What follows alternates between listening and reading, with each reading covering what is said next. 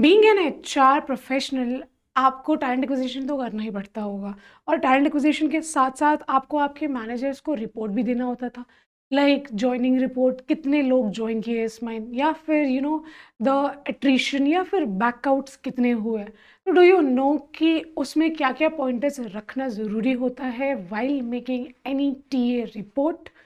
हाय, आज की इस वीडियो में I am gonna help you with the strategy कि आप एक टैलेंट एक्विजिशन रिपोर्ट कैसे मेंटेन कर सकते हो, उसके क्या डूज है, क्या डोंट्स है और क्या क्या चीज़ें स्पेशली रखनी चाहिए उस पर्टिकुलर रिपोर्ट में। I am gonna help you with this. So let's begin with the how to build a talent acquisition report strategically. Before making any TA report आपको सबसे इम्पॉर्टेंट टास्क जो करना होता है वो होता है ऑडिट। ऑडिट करना बहुत ज़रूरी है, not from the finance part. आपने जनरली सुना होगा ऑडिट फिनेंस वाले करते हैं या फिर बाहर से लोग आते हैं, ऑडिटिंग टीम आती है। No, it's not like that. Audit मतलब आपको प्रॉपर ऑडिटिंग करनी है आपके खुद की प्रोफाइल की, आपके खुद के डेजिग्नेशन की, along with whatever you are hiring for. जो पर्टिकुलरली मंथ का टारगेट है, क्या वो आपने अचीव किया, क्या वो आपने फुलफिल किया, वो सही चीज़ें, या फिर आपको स्टार्टिंग में क्या मिली थी, आपका जो भी चीज़ें हैं, या फिर आपको क्या क्या इश्यूज क्रिएट हुए, कितने बैकआउट्स हुए, उन सब चीज़ों का audit. So how you can start it? You can start with an audit report. First you have to do is you have to be very make sure that what reports are currently being run. Reports कौन कौन सी जानी है, ठीक है।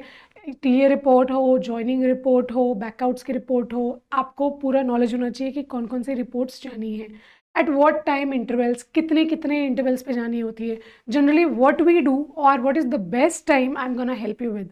Generally क्या करते हैं हम, एक ज्वाइनिंग का जो हमारे पास आता है कि yes we have these many openings, हम उस टाइम पे ही एक देख लेते हैं, एक एस्टिमेशन लगा लेते हैं कि ये पर्टिकुलर जो हमारा प्रोफाइल है वो इतने दिनों में फुलफिल हो जाएगा, इतने दिनों में हायरिंग हो जाएगी। Then what we can do, हम हफ्ते में 3 हफ्ता जो है, लाइक 4 वीक्स होता है इन अ मंथ, 3 हफ्ते का जो हम पूरा टारगेट है वो हम बनाते हैं, वो हम अचीवेबल बनाते हैं। एंड देन लास्ट मंथ जो जो लास्ट वीक होती है मंथ की, उसमें हम वो रिपोर्ट जनरेट करना शुरू करते हैं। सो मेक श्योर कि आपका ये जो रिपोर्ट है वो आपका जो पर्टिकुलर जो भी टास्क है वो विद इन 3 वीक्स में कंप्लीट हो जाए, ताकि आप अपने रिपोर्ट पे काम करना शुरू कर दो from starting week of your 4th week of that particular month. Who is responsible for running the reports and distributing them? कौन है वो पर्सन? मे बी आप होगे या फिर आपका मैनेजर होगा, ठीक है। तो वो चीज़ आपको बहुत अच्छे से मेंशन करनी है, श्योर श्योर रखना है। How much time it does gonna take? So as I have said that कि आपको एक प्री जो है आपको पहले डिसाइड करना होगा, फोकस्ड करना होगा कि कब से कब तक आप ये फुलफिल कर सकते हो। एंड देन उस बेसिस पे, उस अजम्पशन के बेसिस पे नाउ एक्चुअल जो डेटा है वो आपको निकालना है। तो कितना टाइम लगेगा या कितना नहीं लगेगा, you have to write it out. What reporting tools are available for us or to us? क्या reporting tools हैं हमारे पास? Excel है, PowerPoint है, या फिर if you are using AI nowadays तो आप कैसे कर रहे हो, या फिर कोई वेबसाइट है, या फिर कोई अलग का डॉक्यूमेंट जो आप रखते हो वो है, LMS है, कहाँ पे रख रहे हो, वो आपको नॉलेज होना चाहिए। Do we currently leverage our existing dashboards to the fullest? क्या हम उसका फुल फ़ायदा उठा रहे हैं, जो भी चीज़ें हमारे पास है या नहीं? Make sure of that. ये सारे टास्क आपको ऑडिट करने के टाइम पर ही ध्यान रखना है, ठीक है। ऑडिट करना तब, पहले आप एक फोरकास्टिंग बनाओगे, फोरकास्टिंग के बाद ही ऑडिट बनाओगे, ठीक है। Who receives the report? Are they the right people जिनको हम रिपोर्ट भेज रहे हैं? क्या आप किसी एक अपने सीनियर को ही भेज रहे हो? Keep always CC your CEO, या फिर जो भी आपका जो मैनेजरियल जो रिपोर्टिंग जो मैनेजर है, या फिर उससे पहले जो भी आपके अपर मैनेजमेंट में है, उनको हमेशा रखना, ताकि वो ही हैं जो एनालिस्ट करके वो देखेंगे, वो बात करेंगे, एंड देन उसके बेसिस पे आपका जजमेंट होगा कि यस आपने वो टारगेट अचीव किया है या नहीं किया है। So this is very important. उसके बाद who makes the decision based on the reports? कौन बनाता है वो रिपोर्ट का जो भी आपका डिसीजन होगा वो? How is the success of those decision being measured? वो कैसे मेजर हो रहे हैं, वो क्या टाइम पे के बेसिस पे हो रहे हैं, या फिर वो क्वांटिटी के बेसिस पे हो रहे हैं, या फिर वो क्वालिटी के बेसिस पे हो रहे हैं। ये बहुत इंपॉर्टेंट है, ध्यान रखना हमेशा। Are the current reports effective at measuring what your company needs?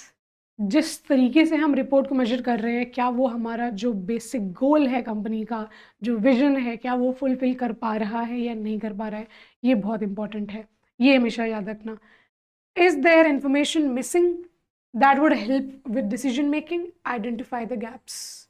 जब ये ऑडिट करोगे तभी आपको पता चलेगा कि आप जिस तरीके से क्या काम कर रहे हो वो क्या फुलफिल हो पा रहा है, वो जो नीड है कंपनी का, जो ग्रोथ है, जो प्रॉफिट में जो हेल्प कर पा रहा है या नहीं कर पा रहा है। इसीलिए ये ऑडिट बहुत ज़रूरी होती है, हमेशा याद रखना। अब ऑडिटिंग के बाद आपको कुछ चीज़ें सिर्फ याद रखनी है वाइल मेकिंग द रिपोर्ट।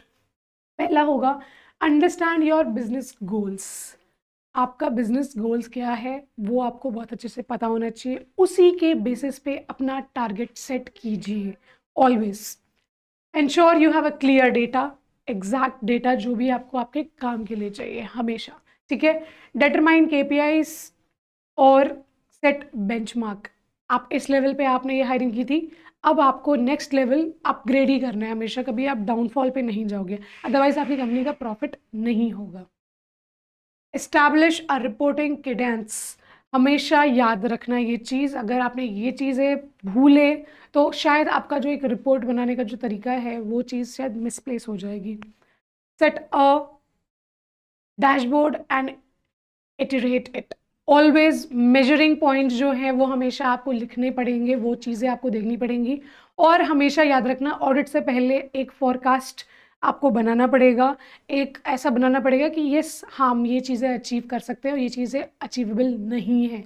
ये रखोगे याद तो हमेशा आपका जो टीए रिपोर्ट है वो बहुत एग्जैक्ट आएगा। For more videos like that, keep following D-Star. Thank you.